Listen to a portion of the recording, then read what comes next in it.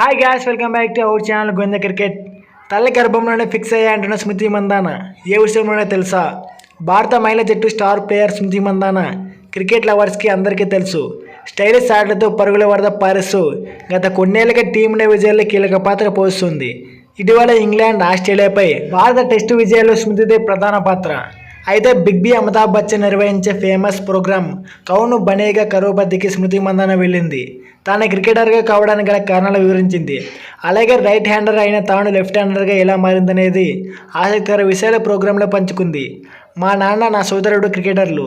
అయితే క్రికెట్ను కెరీర్గా ఎంచుకునే అవకాశం మా తండ్రికి దక్కలేదు. కాబట్టి తన పిల్లలను క్రికెటర్లుగా చేయాలని మా నాన్న నిర్ణయించుకున్నాడు. ఒకరినైనా దేశం తరఫున టీమిండియాలో చూడాలనుకున్నాడు. కాబట్టి చిన్నప్పటి నుంచే కాదు, తల్లి గర్భంలో ఉన్నప్పటి నుంచే నేను క్రికెట్ గురించి విన్నాను. మా బ్రదర్తో కలిసి ప్రాక్టీస్కి వెళ్ళేదానిని. అతనికి బంతులు అందిస్తూ సాయం చేశాను. నెట్స్లో అతని వెనుక నిలబడి చూస్తూ బ్యాటింగ్ నేర్చుకున్నా. అయితే అతడు లెఫ్ట్ హ్యాండర్, నేను కుడి చేతి వాడడం బ్యాటర్ని. అతనిని చూస్తూ బ్యాటింగ్ నేర్చుకోవడంతో లెఫ్ట్ హ్యాండర్గా మారిపోయా అని స్మృతి మందాన వివరించింది.